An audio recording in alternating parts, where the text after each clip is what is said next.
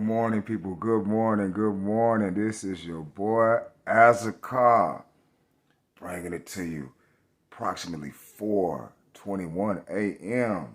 on the 5th of May. Right before I go get this cardio on and try, chocolate melts. So you got to keep that chocolate sexy, you feel me? I always tell them melt in your mouth, not in your hand. You already know, man. Like, share, and subscribe. Like, share, and subscribe. Hit that notification bell, man. You already know, man. Be left in that loop every time your boy drop that content, drop that work. I'm here to edify you. Give you some of that. Give you some of that good. That killer. That banger. But first of all, I always got to give shouts out to my big brothers out there on YouTube. Ticket TV, Carsino, Kwame Brown, League Attorney, Mr. Palmer, J.R. Wisdom. Boy, must I keep on. Kevin Samuels, the League Attorney. Woo! Poor Man Podcast. Professor of Truth. So pretty. The sisters holding down to Michi X. Sister Dee Dee. Melanie King. Tasha K. It's so many.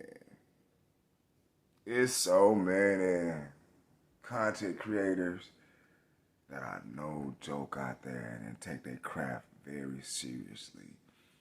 And they're getting it out the mud, homie. And they're getting it out the mud, you feel me?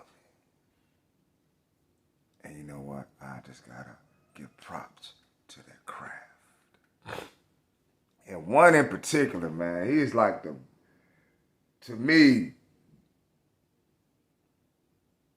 if he ain't the Superman of the Clark Kent. And what I mean by that is Clark Kent was an editor, orator, whatever. You know what I'm saying? He worked in the newspaper. And this brother right here, man, he is a walking newspaper. I love him, man. I love him.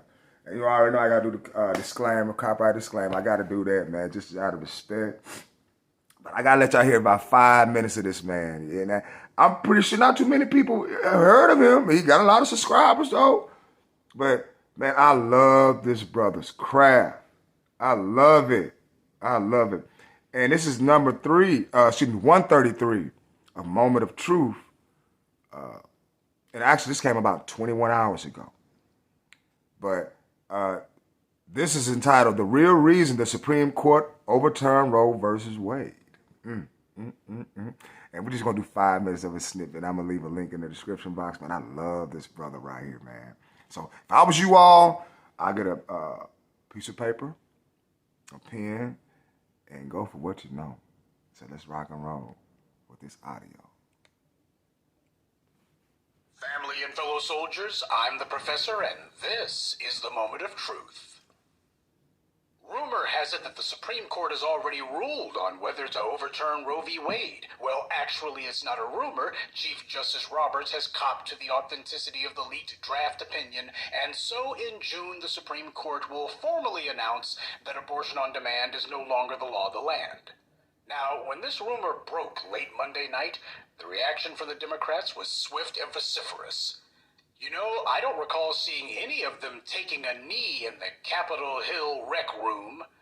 I don't recall Bernie Sanders saying that keeping abortion legal is unfeasible. It's just not feasible. It's just not feasible. Instead, Bernie Sanders, he was already letting his Twitter fingers run wild, telling people that Congress needed to codify the legality of abortion at the congressional level. Chuck Schumer and Nancy Pelosi were slamming their gums. Man, these guys were like a freaking beehive after somebody kicks it. See, white feminists are one of the Democrats' favorite constituencies. Never mind that white women broke for Trump twice. I haven't seen Democrats get this worked up about something since Texas and Florida and some other red states passed their own laws at the state level to criminalize abortion. Governor Newsom said that California was going to do legislative retaliation for that law by passing a similar law in California to go after gun retailers on the same grounds. Letitia James in New York, who was auditioning heavy for a seat in the Senate, or at least a cabinet post, she said that New York would also be instituting some of their own retaliatory measures. You know, when it's something that affects a white constituency, these Democrats, all of a sudden, they start acting and reacting to the GOP's performative extremism. Tit for tat. The GOP threatens white feminist issues, LGBT issues, and they respond. Now, I know there's a few trolls and lurkers and some people who just don't get it in these parts, but let's make this real simple. Abortion simply is not a hot-button issue for the black community. It's not something that black folks say, I've got to go to the polls to defend abortion. For us, it's about tangibles. The question is, what the hell are we going to get? Abortion is simply being used as a political football in the game of power politics. So let's not major in the minors on this one. Now, why is this Supreme Court ruling happening? First of all, it's happening because these same white leftists made a religion out of lionizing Ruth Bader Ginsburg, or Ruth Bigot Ginsburg as I like to call her. After she died, you had some white media types clearly thinking themselves clever, who even came up with a ridiculous nickname for that wrinkled racist hag. Notorious RBG. CNN even made a half-baked documentary about the old witch with the same name. Clearly some half-wit was trying to make that some sort of thing.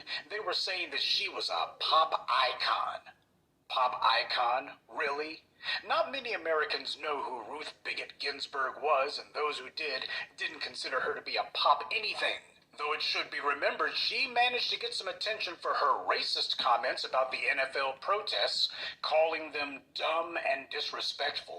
She later tried to white-splain that by saying she'd been inappropriately dismissive, but the racist witch didn't say that she was sorry or that she was wrong. Keep in mind, this is CNN who was putting out this propaganda for her, the Caucasian Nazi network. It's not that they loved her, they didn't care about her, it's that they wanted the public to like her because these white media types are always playing some kind of an angle. These are the exact same experts who advised Kamala Harris to dance to a Cardi B song. These white media pundits had made a cult out of heaping praise on Ginsburg. For a while there, you had to wonder if anything would get them to come out of their self-induced denialism and face up to reality. As it turned out, they would. When it hurt enough. You see, while they were lauding RBG for nothing, they allowed themselves to forget that Ginsburg died during a Republican administration, Trump's administration to be exact. By the time Bigot Ginsburg kicked the bucket, Trump had already appointed 2 Supreme Court justices to the bench, Neil Gorsuch and Brett Kavanaugh. And with the Kavanaugh appointment, the Republicans now had the majority on the Supreme Court. With Bigot Ginsburg croaking, the stage was now set for them to have a supermajority. This was exactly what the Federalist Society had been fighting for since the 1980s. But they couldn't have done it on their own. They needed someone who was so stupid, so self-centered, so unbelievably egotistical that she would put her own pride before that of whatever leftist principles she claimed to have. Good thing for the GOP that RBG was on the court. Ginsburg was a proud old shrew. Oh, my man goes so hard. He goes so hard, man, so you can see. You can see. I listen to this man at work. And boy, I tell you what, I add shit give me energy. It gives me energy. Yes, it does. Truth, that's what it does. It just knock out falsehood. Like light knocks out the darkness. It exposes it all day. And motherfuckers don't like that. They just don't like it. They say it's not fair. It is not fair. Get the truth away. We got to continue with our lives. Our lives.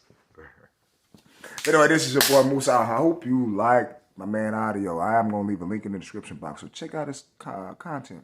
My man be bringing. This your boy. Peace and about the Hagger's, people.